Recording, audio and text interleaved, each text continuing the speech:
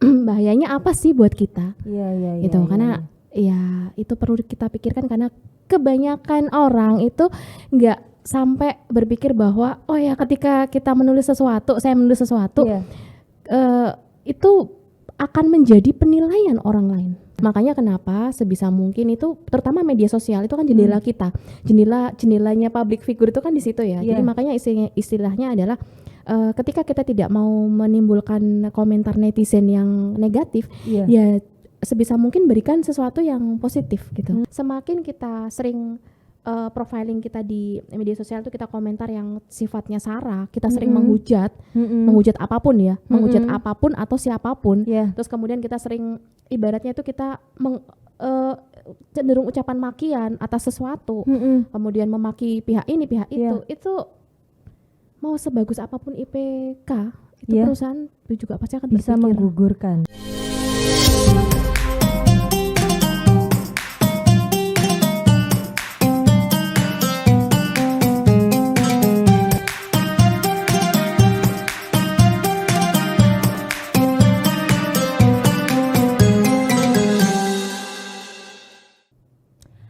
Assalamualaikum warahmatullahi wabarakatuh. Hai Tribuners. Hari ini Titis dari Tribun Jatim. Kita sedang ada di studio Tribun Jatim Network dan di sini kita sudah kedatangan seorang tamu spesial, yaitu Dr. Fitria Widiani Rosida MSos MSI. Ini dia beliaunya. Boleh kita beri tepuk tangan dulu. Halo, supaya meriah gitu ya pertemuan ini. Beliau ini adalah Kepala Humas Ubara, yaitu Universitas Bhayangkara Surabaya, juga menjadi Sekretaris Komite Komunikasi Digital Jatim. Lalu juga Wakil Ketua ATRI, yaitu Asosiasi Trainer Indonesia Surabaya.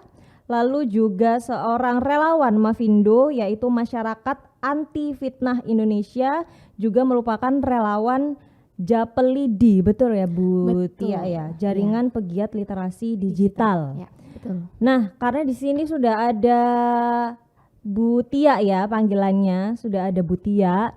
Ini seru banget karena kita akan ngobrolin sesuatu yang ada berkaitan dengan digital dan media sosial. Karena kalau kita ngomongin media sosial ya Bu Tia ya, sekarang orang itu bisa punya akun itu nggak cuma satu ya, lebih bisa 10 dan itu nggak tahu deh buat apa gitu. Nah ini kita di sini mau membahas bukan soal jumlah akunnya, tapi soal bagaimana kita bisa menggunakan media sosial itu untuk hal-hal yang bermanfaat dan positif, tentunya untuk diri kita sendiri. Kalau bisa buat masyarakat luas, ya alhamdulillah gitu ya. Tapi yang terpenting adalah diri kita sendiri. Apalagi sekarang ini kita sedang berada di bulan Ramadan. Bulan Ramadan itu kan identiknya kita dengan puasa, menjaga diri gitu ya. Kalau di luar sana kan mungkin yang populer itu adalah puasa itu menjaga diri dari hal-hal yang buruk, terus menahan hawa nafsu, menahan makan dan minum. Tapi perlu diingat nih ya Bu Tia ya, tadi saya sudah sempat ngobrol sebelumnya bahwa sebenarnya kita tuh juga perlu menerapkan ke diri kita tuh namanya puasa jari. Puasa jari ya? Iya, puasa apa itu jari. Bu Tia puasa jari itu? Oke, Assalamualaikum Ibu Bapak, teman-teman, Mas Mbak ya dimanapun. Jadi memang kalau misalkan dikaitkan dengan era saat ini ya, era puasa, ini menarik banget kalau kita membahas tentang puasa jari gitu ya. Sebenarnya puasa jari itu kan nggak cuman momennya Ramadan aja gitu ya Mbak Titis ya, tapi alangkah lebih baiknya ketika dalam momen apapun itu kita harus paham, harus menyadari.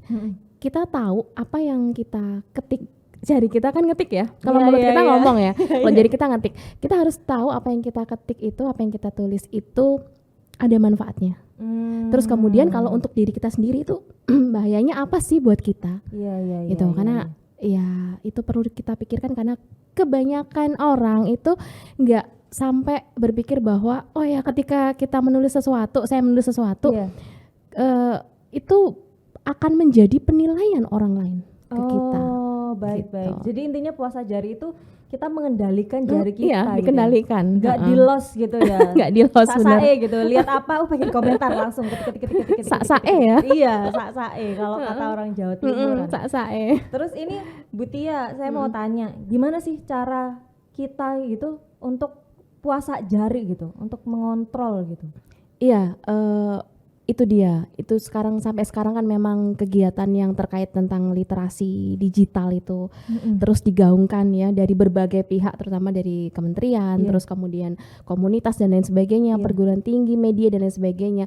Karena banyak orang menggunakan gadget, banyak orang paham bagaimana membuat akun, tapi tidak banyak orang yang paham bahwa ketika kita sudah mulai menggunakan media-media tersebut, efeknya itu nggak dipikirin, Mbak. Apalagi kalau misalkan kita bahas anak-anak muda ya, wes wes nulis, nanti kalau misalkan baru setelah itu nyadar, oh iya ternyata yang saya tulis itu mengakibatkan bukan hanya diri saya yang kena, tapi keluarga saya, institusi saya, tempat kerjaan saya, dan seperti itu. Itu sih intinya puasa jari itu. Dalam artian bukannya nggak boleh sama sekali komen gitu, tapi menahan untuk komentar yang itu akibatnya bisa kenaknya nggak cuman kita, tapi ada lingkungan yang lebih besar lagi gitu. Iya. Nah ini menarik nih, kalau tadi Bu Tia bilang kan kadang orang itu gampang gampang terpancing gitu ya, melihat apa gitu terus dia pengen komentar.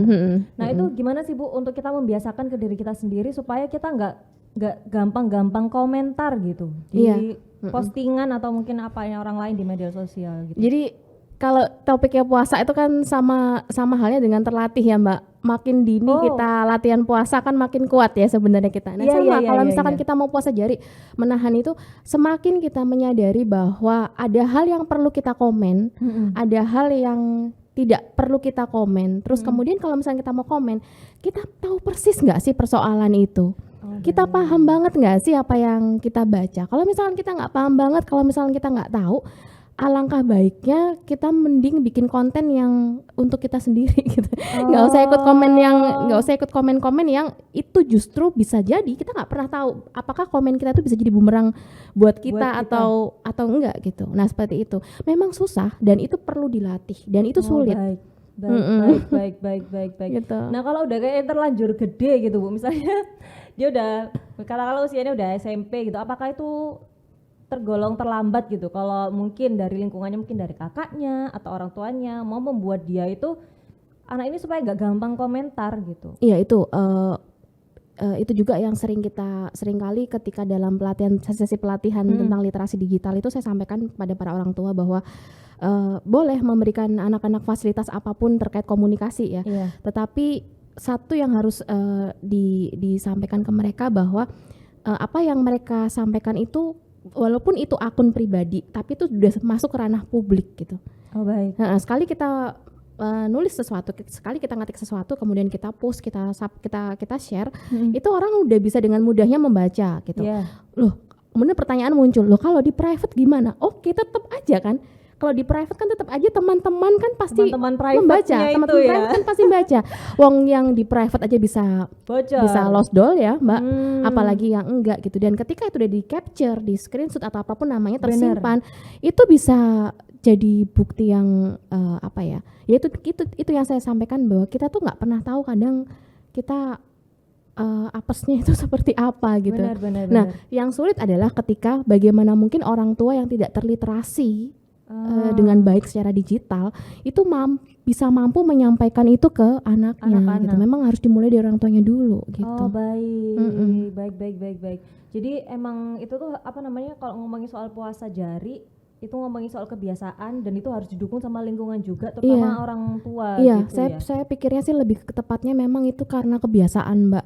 Kalau dari awal memang kita tidak terbiasa komentar apapun yang kita tidak tahu, kita cenderung menahan jari kita untuk tidak menjudgment sesuatu, kita memberikan penilaian negatif pada apa yang kita baca, kita lihat, itu akan terus terbawa dengan mental seperti itu kok. Itu karena kebiasaan. Baik. Juga karena kesibukan ya. Nah, kadang-kadang kalau kita nggak ngerti, semakin lama waktu menganggur kita dan semakin lama waktu kita berhubungan dengan media sosial tanpa doing nothing, ibaratnya cuman scrolling, baca itu, maka mental kita juga terlatih untuk cenderung judgement. Oh baik. Gitu. Karena ya itu nggak punya filter, terus kemudian ketika orang ngomong apa, dia merasa bahwa oh ya saya juga harus komentar. Kemarahan, emosinya itu lebih tersulut dibanding dengan ketika dia memiliki banyak kegiatan positif yang mana dia menggunakan medsos itu memang untuk kegiatan-kegiatan yang berbau positif gitu. Itu relate banget, Mbak. Oh baik. Jadi ada hubungannya soal waktu juga ya. Iya. Jadi kalau dia semakin sering scroll terus nggak melakukan sesuatu yang positif buat dia, akhirnya terus ke bawah. Walaupun sebenarnya dia nggak minat gitu ya awalnya. Kan sebetulnya bisa gitu ya, betul. Ya. Kan scroll itu kan juga nggak selalu negatif ya. Ada juga yang ketika orang scroll itu scroll sesuatu yang memang itu untuk menambah wawasan dia atau mencari referensi yang baru gitu. Nah, ini saya berbicara tentang yang itu tadi yang nggak hanya saya mengibaratkan ini kaum sumbu pendek. Iya. Sumbu pendek. Jadi maksudnya karena gampang kebakar. Iya, gampang banget. Jadi gampang banget kebakar. Terus ketika ada situasi yang dikatakan itu bisa memanas atau segala macam, wah kok kayak gini, padahal sebetulnya dia juga tidak cukup tahu untuk permasalahan itu sebenarnya seperti apa sih, benar gitu ya. Nggak juga berusaha untuk cross check misalnya Mbak berita nih, dia mendengar berita atau dia membaca berita, kan sebagai orang yang terliterasi seharusnya banyak kanal-kanal, banyak channel-channel yang bisa kita lakukan verifikasi sebetulnya. Iya. Gitu.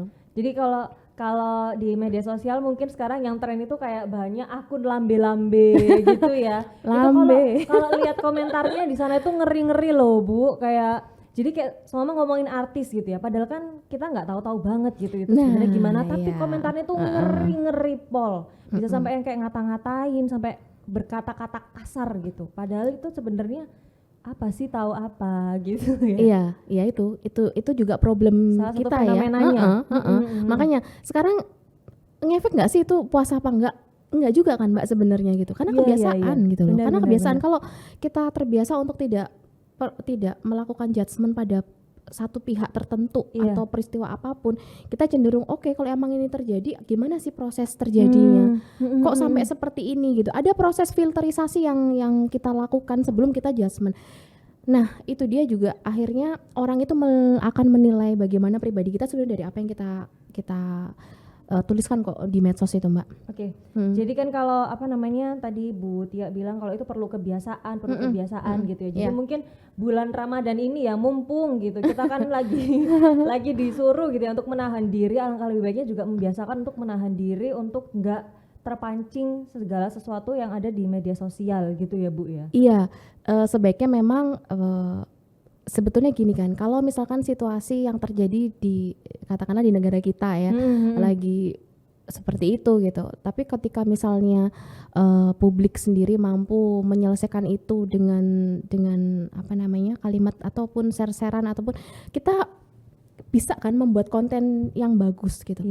Sebuah negatif dilawan dengan sesuatu yang positif itu kan sebetulnya lebih baik ya daripada negatif dinegatifkan lagi kan seperti itu gitu. Jadi memang yang harus kita lakukan itu adalah selain kita memang banyak-banyak menahan diri untuk ini, ya ini memperbanyak kegiatan yang memang itu memenuhi beranda media sosial Indonesia dengan konten yang positif sih Mbak. Menurut saya seperti itu gitu. Benar.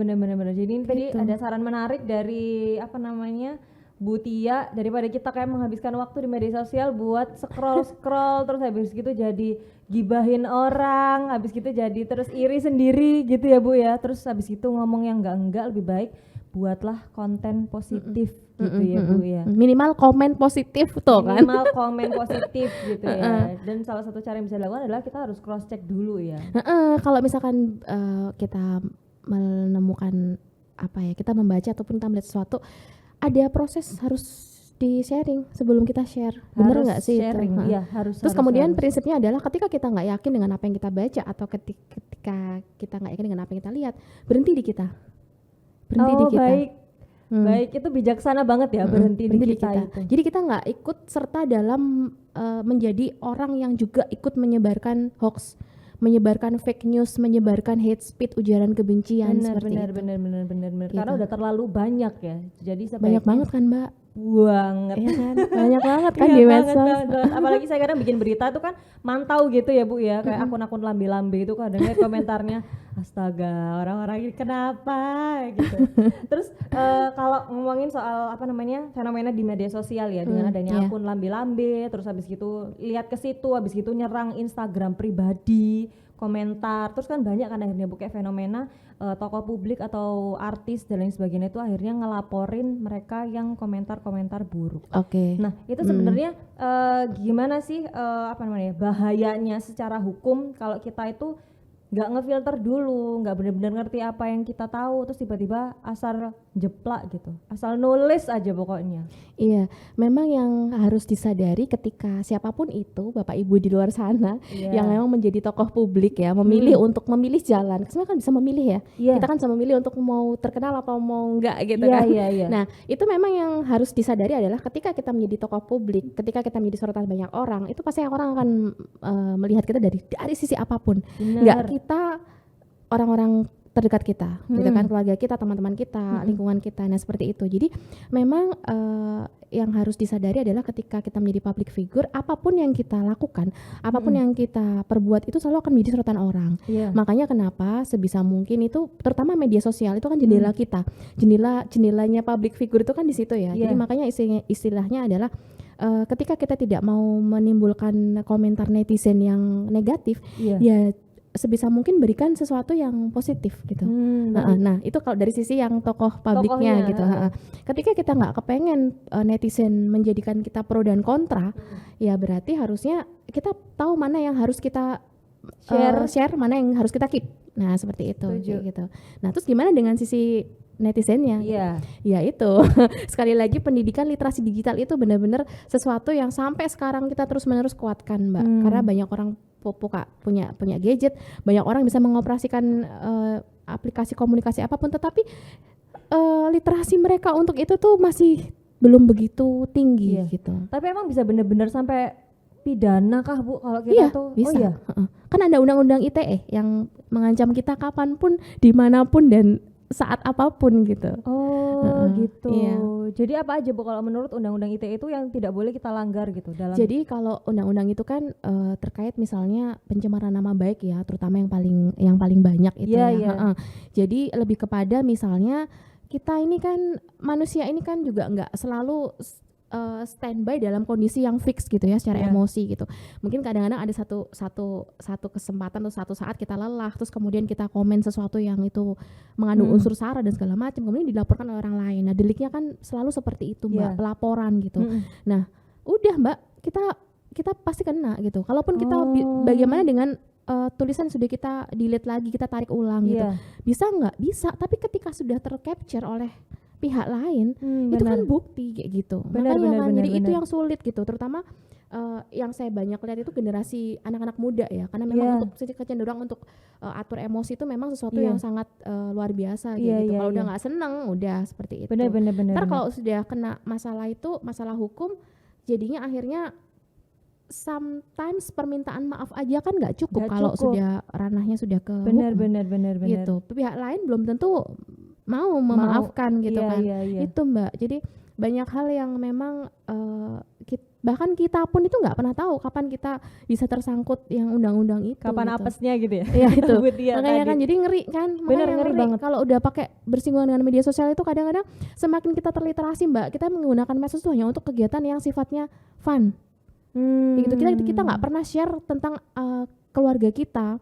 Kita nggak Iya. pernah share tentang nama lengkap anak kita, suami, istri, Iya. ibu kandung itu.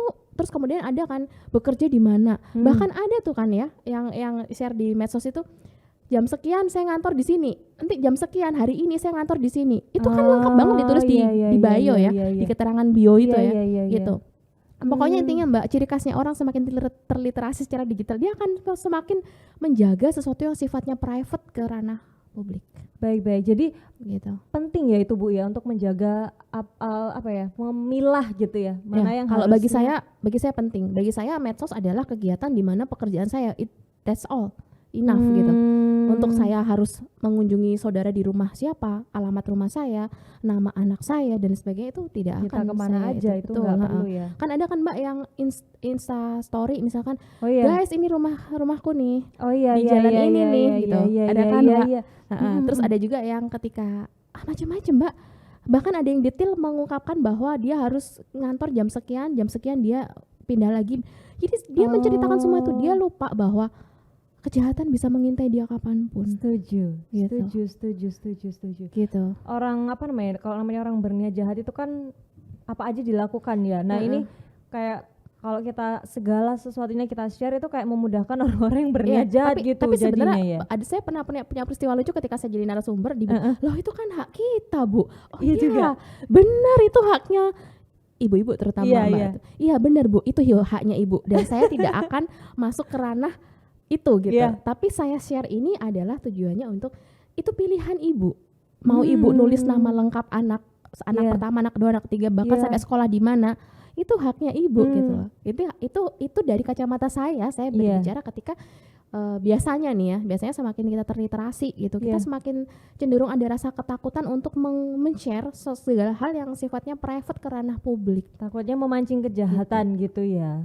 Iya, kurang lebihnya alasannya juga seperti itu. Makanya kadang menggunakan medsos itu ya untuk pekerjaan, untuk ini aja. Jadi nggak sampai yang seperti apa seperti itu gitu Mbak. Baik. Walaupun itu sebenarnya ada juga ya Bapak Ibu pendapat yang lain ya, monggo silahkan, tapi hati-hati sekali lagi ketika kita sudah masuk ke ranah publik karena orang nggak aware Mbak, itu kan akun aku. Iya sih, Kok kamu selalu ngatur-ngatur gitu. Kuota aku gitu. Nah, itu ya terserah aku gitu. Iya. Gitu. Jadi kalau bisa saya simpulkan berarti gini ya Bu Tia. Jadi kalau kita terserah aja sih ya mau ngapain di media sosial, tapi kayak harus sadar juga gitu ya konsekuensinya itu semana. betul. Gitu. Jadi yang Bu Tia tadi bilang literasi itu penting gitu. Jadi ya yuk gitu kita bekali mungkin adik-adik atau anak-anak kita dengan literasi sebelum dia bener-bener pegang HP sendiri, punya akun sendiri, bisa beli kuota sendiri gitu ya Bu ya. Penting banget soalnya Mbak, apalagi semakin kesini itu semakin banyak orang bisa memproduksi berita bohong ya kan, memproduksi ujaran kebencian itu Bisa diproduksi banget, itu Mbak, bisa itu banget, diproduksi, bisa banget. fake account kayak gitu kan banyak. Banyak banget itu. Nah. Terus itu tadi kan secara hukum ya, kalau kita ngasal gitu komentar di media sosial, apalagi itu yang menjelek-jelekan orang, gibahin orang gitu ya Bu ya, tanpa kita tahu kebenarannya. Nah selain konsekuensi hukum, apakah perilaku kita di media sosial yang demikian itu juga bisa berpengaruh gitu ke diri kita sendiri gitu, terutama soal karir gitu? Bisa kalau menurut saya, makanya saya selalu bilang sama mahasiswa di Prodi Ilmu Komunikasi Ubara, saya mengingatkan bahwa hati-hati ketika itu akun pribadi kamu, tetapi nanti ketika kamu lulus dari kampus, kamu mencari pekerjaan, itu di CV, di kurikulum vitae, itu ada perusahaan-perusahaan yang minta dicantumkan akun medsosnya. Oh iya, sebagian besar gitu sekarang Iya ya? kan Mbak? Iya. Terus kemudian pertanyaannya adalah, untuk apa perusahaan-perusahaan itu meminta untuk dicantumkan? Untuk apa? Untuk ngecek, untuk profiling kita gitu loh. Jadi semakin kita sering profiling kita di media sosial itu kita komentar yang sifatnya sara, kita sering menghujat apapun ya, menghujat apapun atau siapapun. Terus kemudian kita sering ibaratnya itu kita cenderung ucapan makian atas sesuatu, kemudian memaki pihak ini pihak itu mau sebagus apapun IPK itu perusahaan itu juga pasti akan bisa menggugurkan, akan berpikir untuk menerima karena itu karakter kan Mbak. Kemudian ada pertanyaan lagi dari mahasiswa karena loh Bu, medsos itu kan dua sisi, itu bisa benar-benar cerminan diri kita atau enggak gitu, bisa jadi di medsos itu bukan kita yang kita tampilkan gitu, tapi itu another side-nya kita Bu gitu. Lah terus kemudian saya jawab, ngapain terusan kamu perlu dua sisi kalau cukup satu sisi aja? Seperti itu, maksudnya kenapa kamu harus menampilkan sisi kamu yang lain kepada orang lain yang itu isinya hujatan, itu isinya sesuatu yang menegatifkan pihak atau orang lain atau kondisi yang lain gitu. Kenapa kamu nggak menampilkan satu sisi? Kalau memang itu kegiatan kamu positif dan kamu punya kegiatan, kenapa nggak kamu tampilkan? Seperti itu sesimpel itu sih Mbak saya menanggapi. Kadang-kadang kan mereka gitu ya. Nggak bisa Bu, nggak bisa juga dilihat dari medsos kita, bisa gitu. Bisa. Nah kalau misalnya pertanyaannya kan belum tentu media sosial itu diri kita yang sebenarnya gitu. Terus ngapain kita mesti nggak menampilkan kita balik yang lagi ke kata Butia tadi ya, tujuannya apa gitu loh. Oke, kalau misalkan kamu nggak mau menampilkan itu, kamu punya akun lain yang sifatnya kamu kegiatan positif ya, misalkan gitu ya sudah, kalau misalkan itu cantumkan yang itu gitu. Tapi itulah Mbak, ribet banget nggak sih kalau kita punya akun-akun yang another side of me kayak gitu. Iya. Tia sebagai yang protagonis, terus kemudian saya sebagai antagonis tuh kan aduh kayak gitu loh. tapi memang banyak sekarang ya Bu ya, jadi kenapa kok orang tuh akhirnya punya akun 5 ya gitu. Itu dia Mbak, tujuannya apa sih Mbak? Sebenarnya kalau kita tuh banyak kegiatan nggak sampai loh Mbak mikirin yang sebanyak itu yang seperti itu gitu loh gitu. Maksudnya banyakin, punya banyak sisi gitu banyakin aja kegiatan kita misalnya di luar itu, ya udah banyakin kegiatan dengan komunitas, dengan apa yang ini, akhirnya tuh diri kita itu udah nggak ini kok, tertutup ruang untuk kita mikirnya bikin fake account, pikiran kreatif kita gitu ya. Karena terlalu banyak sibuk di medsos. Intinya kalau nganggur Mbak, ya udah nganggur kan apapun bisa ini kan, emosi cenderung tersulut dengan hal yang seperti itu. Terus kemudian muncul sesuatu yang sifatnya ya karena apa, produktivitasnya dialihkan kepada sesuatu yang tidak positif itu gitu. Apalagi kalau main HP-nya sambil tiduran gitu ya. Aduh, nggak apa-apa sih Mbak kalau scrolling yang bermanfaat. Oh iya benar, kalau scrolling bermanfaat boleh. Tapi kalau enggak, lebih baik kita melakukan hal lain gitu ya, yang lebih bermanfaat buat kita ya Bu ya. Iya, karena juga kan perusahaan juga nggak mau kecolongan dan menerima seseorang yang punya track record tidak baik di media medsos, iya kan? Karena kan medsos itu kalau kita sudah bekerja, medsos itu kan kita gambaran luas gitu, cerminan diri kita ya kalau kata Butia tadi. Gitu. Sebenarnya Mbak Titis misalkan, Mbak Titis ya punya medsos pribadi, tapi kan orang akan tahu Mbak Titis tuh bekerja di mana sih, seperti itu kan Mbak. Iya. Akhirnya mau nggak mau kan relate ke situ gitu. Iya. Dia ngapain aja di media sosialnya, apa yang dia share. Kecuali kalau Mbak Titis punya akun lain yang fake account ya. Itu titis yang sebenarnya gitu. Seperti itu. Baik. Terus kalau saya mau minta saran nih ke Butia, sebaiknya berapa lama sih Bu kita itu mantengin media sosial gitu? Kalau ditanya soal itu saya biasanya jawabannya simple, tergantung kebutuhan kita sebenarnya Mbak. Baik. Balik lagi kan kebutuhan ya. Betul, kadang-kadang kan soalnya seperti ini, ada orang yang memang bekerja di medsos, ada orang yang bekerja dengan media sosial kan Mbak. Baik. Otomatis pekerjaan dia di media sosial itu memungkinkan dia lebih banyak menggunakan waktu untuk bekerja di medsos. Baik gitu. Baik. Jadi kalau seumpamanya media sosialnya itu dimanfaatkan untuk hal yang baik, mungkin dia konten kreator gitu ya.